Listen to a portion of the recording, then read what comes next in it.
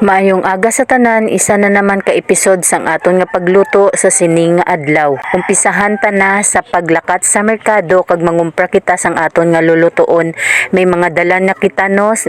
kay nakabalik na kita halin sa merkado. Naka-ready na ang aton lulutuon sa sining nga adlaw. May ara na kita dala nga duwa ka putos nga halo-halo nga aton na nabakal. Saktuhan na ini sa aton nga 1/4 nga bihon. Ari nang aton nga 1/4 nga bihon nga aton nga gina-advertise sa subong nga adlaw kay amo ni siya ang aton gingamit. May ara kita duwa ka bilog nga pidada nga aton gamiton karon kay aton ni siya gulot-guloton, kag may ara man kita sang bagyo beans nga ginbakal, kag ang halo-halo ari na siya naugasan na naton kag naka-prepare na ini sa isa ka bulutangan para karon naka-ready na kita kung in case nga mag-gisa na kita para padayon ang aton nga pagluto. Kag ang aton nga bihon ginkuhaan na naton sang tubig nga aton nga ginhuluman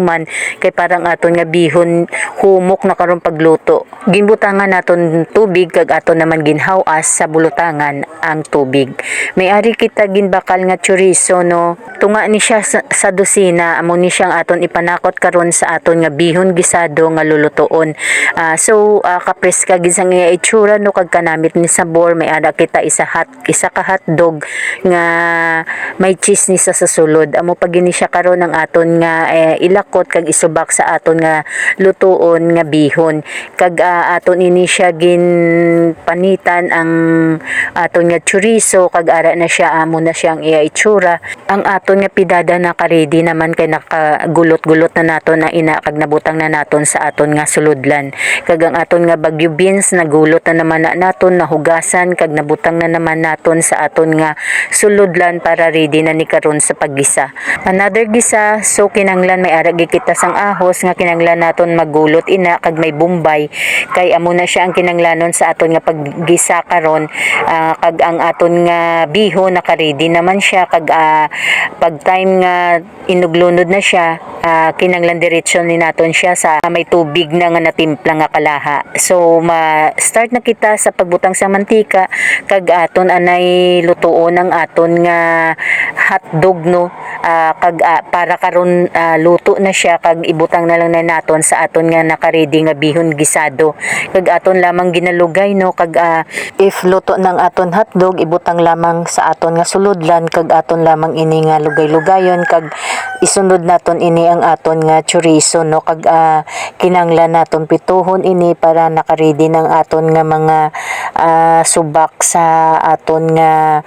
bihon gisado. Kag need gini siya una naton nga pituhon no, para ready na ni siya karon nga ibutang na lang sa aton nga natapos nga ginaprito. Isunod naman naton pag ibutang ang aton nga chorizo, kag kinanglan aton man ini siya nga gisa-gisahon sa aton nga kalaha, kag kinanglan maprito ginini naton ang chorizo kay para luto na siya kung aton na ini karon ibutang sa aton nga bihon gisado. Kag kinanglan gid naton gid nga lutuon gini siya maayo ang aton nga chorizo para pagbutang naton sang panakot hindi na siya hilaw pa. So kinanglan lamang naton lugay-lugayon para mag-insakto na siya nga luto na siya, kag makita mo siya nga daw medyo na golden brown na siya, okay na na siya.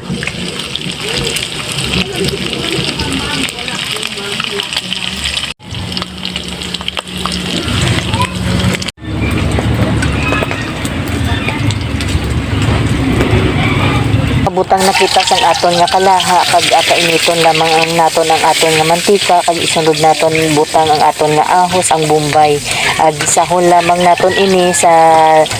pagka golden brown, kag okay na ina siya dayon, kag pwede na naton isunod ang aton nga ilunod nga mga panakot. Next naton nga ilunod amo ang aton nga bagyo beans, kag aton lamang ini gisa-gisahon sa aton nga kalaha, kag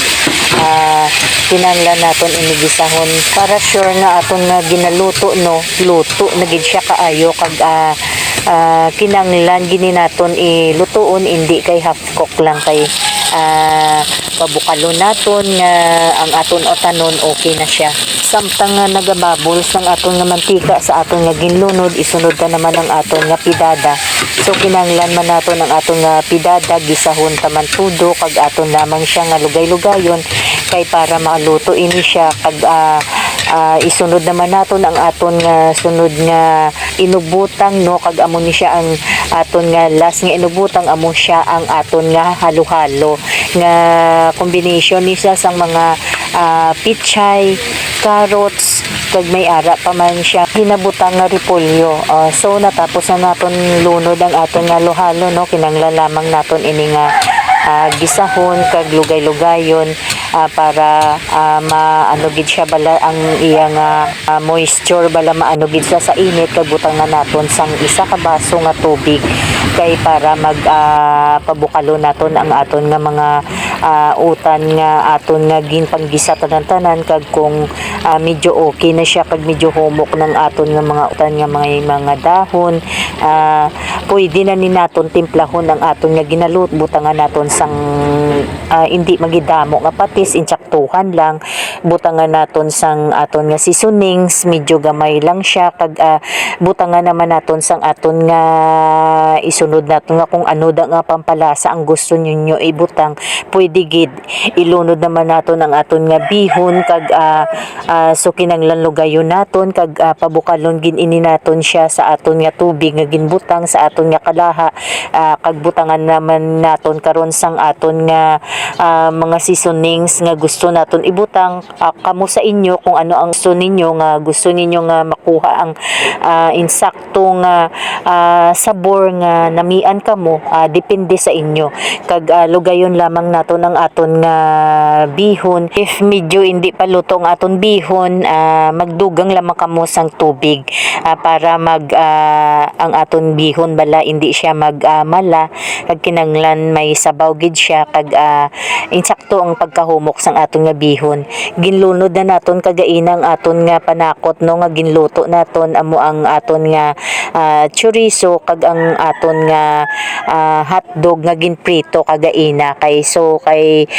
medyo mahumok-humok naman ang aton nga bihon nga aton nga ginalugay-lugay subong, so hindi na kita mag sang aton nga panakot, kay kagaina ginluto ini siya naton sa aton nga kalaha, kag aton ginprito kag gisa todo. So amo ni siya ang aton nga